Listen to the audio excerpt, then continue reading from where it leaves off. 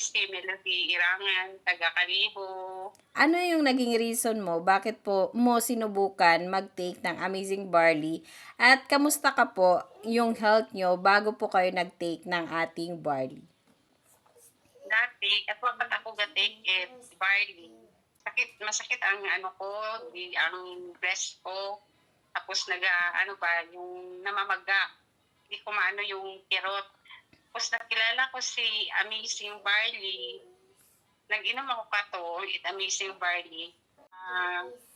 Hindi masyado. Tapos gintuloy-tuloy ko pag-inom. Basta parang okay siya sa akin. Nagpa-check up ako sa doktor.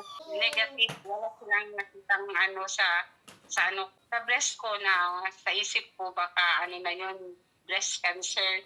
Pero malaki talagang tulong sa akin yung Amazing Barley. Yun. Pero ilang weeks or months po kayo nag-take ng barley bago po kayo nakapag-check up? Kasi nagsimula ako sa Amazing Barley parang second week ng April.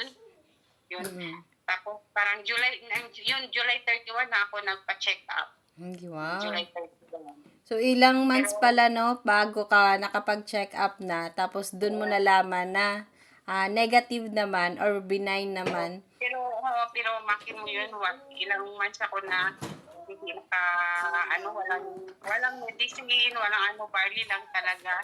Tapos hindi nang natakot ako na magpa-check up at hindi ko malala kasi hindi na ako nagpa-check up kasi yun nga, maisip ko na pag sa PD, yun na talaga. Yun na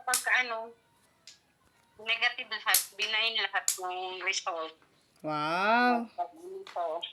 Thanks God na Amazing Barley po lang yung tinake ni Mentor Melody ng ilang months bago siya nakapag-check up. At ito na yung message nyo po sa taong nagdadalawang isip pa mag-take ng ating barley. Yun nga, sabi ko, tuloy-tuloy ko pa rin yung barley ko kasi may sabi nga, lang daw yan, ang food supplement. Pero hindi yun food supplement. Agad-inom pa nga ng mga soft drink ko, Amazing Barley na lang yung inumin mo kasi healthy pa yun. Kaysa mag-inom ka ng ibang, di ba? Kaya tuloy-tuloy ko pa rin yung Amazing Barley ko kasi malaking tulong talaga yung Amazing Barley. Kahit yung mga anak ko, gainom sila. Wow. Nawala na kasi yung picture natin ng before mens, no? Ibang-iba na yung itsura nyo po.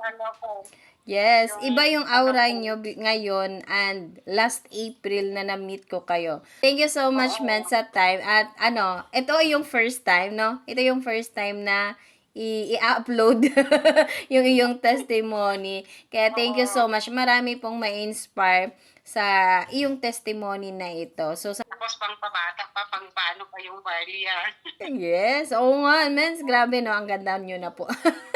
Hindi halata. Hindi halatang dumaan sa sa ganun ka-stressful, no? Ibang-iba. Pero, umaga, nag-inom ako, tapos magtulog. Inom pala ako ng barley. Tapos, inom pa ako ng barley na vitamins. Yung immunergy. Immunergy. Tapos yung kape, macchiato din. Yung anak ko, macchiato siya. Grabe, no? Pati mga anak ay umiinom na rin ng ating barley. Kaya thank you so much, men, sa time, no?